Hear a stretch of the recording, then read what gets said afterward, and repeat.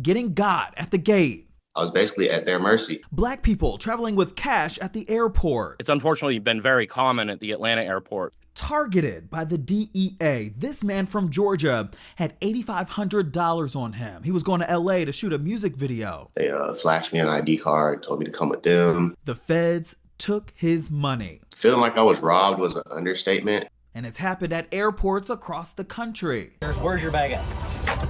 I don't consent to search, sir. You don't have to consent. Where's your backpack at? How is that legal?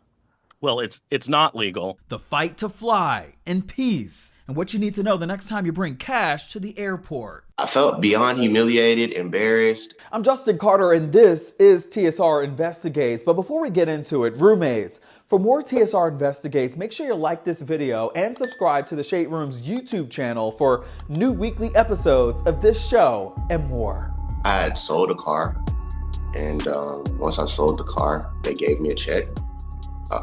Deposited a check into my bank account. I withdrew majority of the money. I booked my flight. I got ready to go to LA to do a music video, photo shoot, and a little bit of shopping for the things that I needed. But the feds at Hartsfield-Jackson, Atlanta, were waiting for Brian Moore at the door.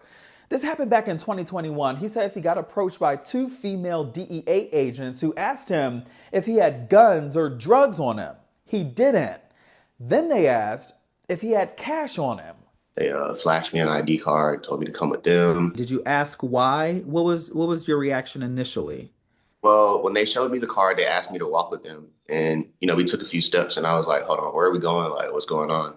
That's when they were telling me they were doing basically random stops, randomly stopping people, allegedly. They proceeded to tell Moore that he looked suspicious. I mean, why would they consider you suspicious? At the time, I had on a blue shirt and my hair was green. And, of course, it was around COVID, so I had a mask on. This is what his hair looked like at the time. Green hair, yes, he did, but nothing about him that day suggested that he was doing or carrying anything illegal. I let them know that I was a honorably discharged disabled veteran.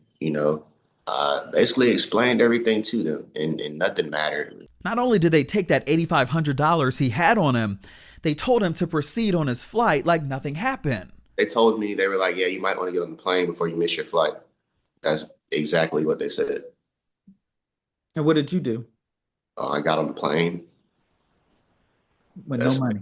Yeah, with nothing for real. He got to Los Angeles and had to cancel his video shoot. Once he returned to Atlanta, though, he called police, who then referred him back to the DEA's office. They just treated me horrible, basically. 2 years later, after he took the government to court, he won. But here's the gag. Moore went further and asked the court for the $15,200 in fees that his attorneys tabulated while defending him. The court, though, said no. They argued that Brian Moore technically didn't win the case because the government had voluntarily asked for the case to be dismissed. Then when we sought attorney's fees, the judge said, no go, you haven't substantially prevailed. And we were all sort of puzzled by this because how could you prevail any more than getting all of your money back? That's Dan Albin, senior attorney for the Institute for Justice, who took this case to a federal appeals court. The civil forfeiture system is stacked against property owners and in favor of law enforcement.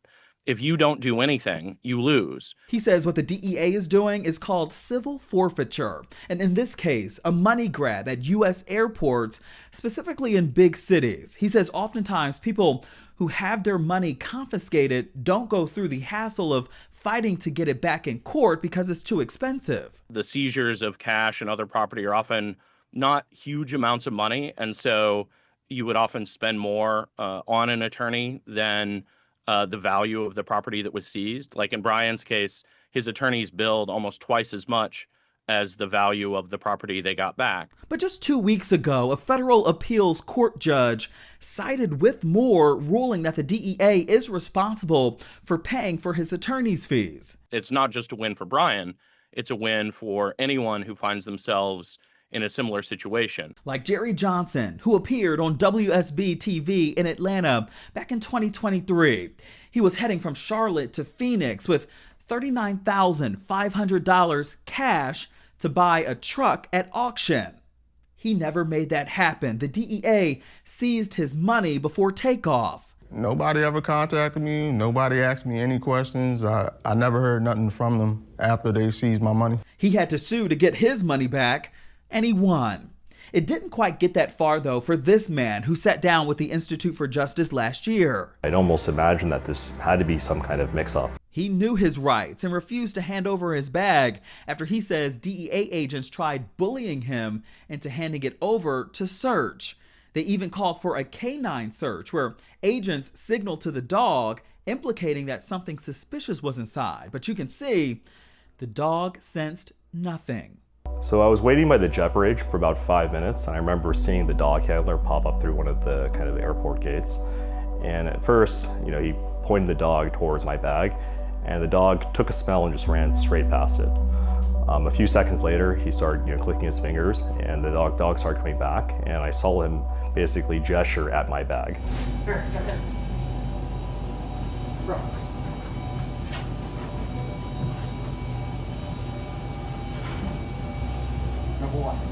You see that?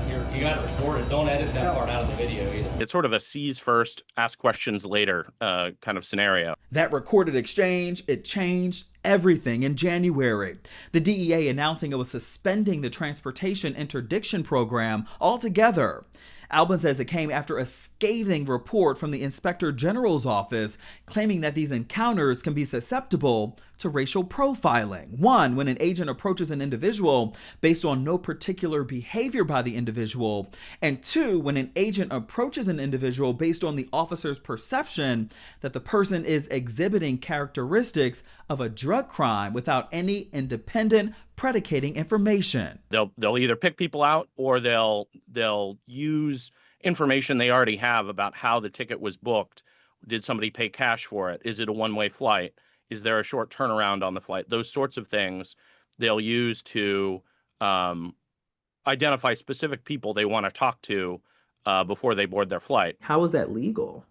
Well, it's not legal, but unfortunately they get away with it quite frequently. And that's why Albin and his team are behind a class action lawsuit filed against the DEA and the TSA for cash seizures at airports without a proper warrant. Here's where it gets tricky, though. With the new presidential administration, if they don't get an injunction from the courts, the DEA could change their minds and reinstate this program at any time. So there has been a push for Congress to step in and take action against unlawful civil forfeitures. The DEA has not spoken publicly about this at all, but of course we'll be following up and let you know what happens. For TSR Investigates, I'm Justin Carter.